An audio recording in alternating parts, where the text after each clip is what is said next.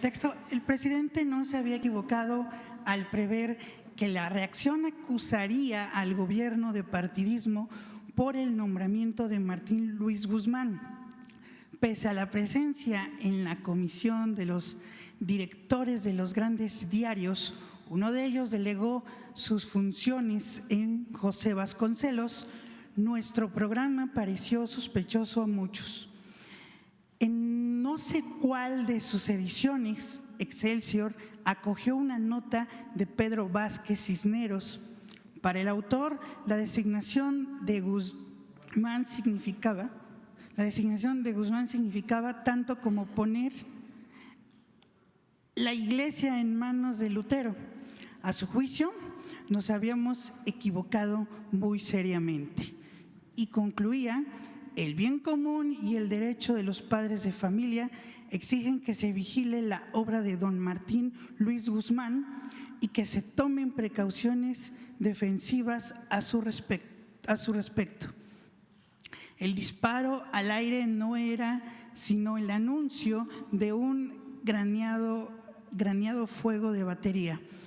Por espacio de largos meses fuimos objetos de la hostilidad de libreros y autores profesionales de obras de texto.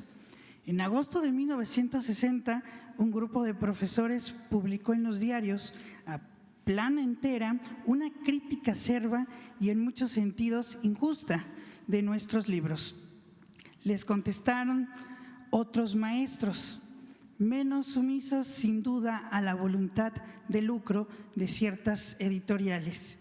Días más tarde, escritores como René Caspirán Garza, Ali Chumacero, Luis Garrido, Andrés Enestrosa, Francisco Monterde,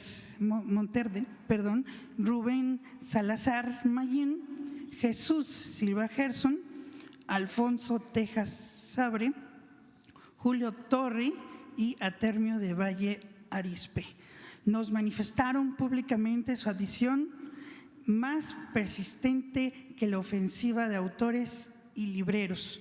Resultó que la iniciaron opositores sistemáticos del gobierno, quienes fingían ver en Martín a Lutero mismo y que por ciertos arranques suyos parecía juzgarlo más peligroso que su germánico homónimo, el que se negó a retractarse en Worms. ¿Sí? Fieles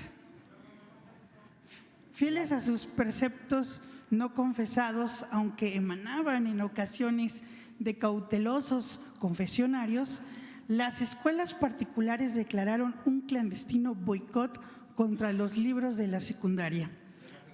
De la Secretaría. En Monterrey, ciertos sectores consideraron propicio el momento para que los padres de familia manifestaran su indignación. Lo que buscaba, en el fondo, era debilitar al gobernador electo recientemente.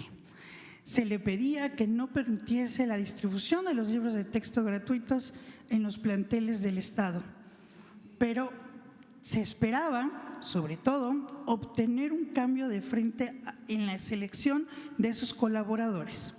El gobernador, don Eduardo Olivas, vino a la capital. Le ofrecí que enviáramos a Monterrey a algunos maestros de México a fin de que contestaran en público a todas las acusaciones dirigidas contra los textos. El debate demostró hasta qué punto las más onconadas diatribas procedían precisamente de quienes ni siquiera se habían tomado el trabajo de leer lo que censuraban. Durante el viaje que hizo a León en enero de 1963 para inaugurar la ciudad deportiva del estado de Guanajuato, el presidente se vio asediado por niños que obedecían consignas de críticos invisibles. Ostentaban en un cartel esta frase cínica: el texto único es una vergüenza para México. ¿Qué intentaban con esa injuria? acusarnos de ejercer una esclavitud mental, la que según sus ocultos guías estábamos imponiendo a los escolares mediante el reparto de los libros de texto gratuitos. Los libros de texto gratuitos están al alcance de todas las manos. Perdón. Lo que es una vergüenza para México, contestó el presidente, es que las fuerzas oscuras que no dan la cara se valgan de los niños para decir un pensamiento que no tienen el valor de expresar. Y esas mismas gentes irresponsables quieren además engañar al pueblo. Hablan de un texto único como si ese texto pretendiera deformar la conciencia nacional, pero ocultan que es un texto gratuito para que llegue a los hijos de todos los mexicanos y que es el único texto gratuito. En efecto, como el libro gratuito servía de base en las pruebas para atestiguar el aprovechamiento de los estudios, se le tildó fácilmente de libro único. En vano, reiteramos con insistencia que, además del gratuito, los maestros podrían recomendar otros volúmenes de consulta. Desde febrero de 1962 me había visto obligado a hacer a la prensa estas declaraciones. Los libros de texto gratuitos están al alcance de todas las manos. 37 millones de ejemplares han sido ya distribuidos. 22 millones más serán editados en el curso de los próximos meses. ¿Cuántos mexicanos saben leer? ¿Cuántos mexicanos saben leer? ¿Han tenido la oportunidad de considerarlos? ¿En cuál de todas sus páginas hay alguna orientación que se aparte de los principios y los ideales de nuestra democracia? Son obras escritas dentro de una voluntad positiva de unión patriótica, sin pasiones y sin rencores.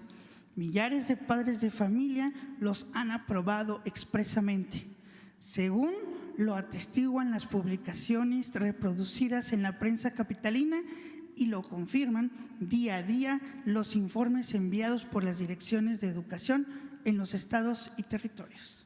Muy bien, hasta ahí. Pero bueno, ahí da la idea de aquella polémica de hace más de 60 años. Entonces ahora, de nuevo, se presenta esta situación y hay que esperar. Gracias, presidente. En una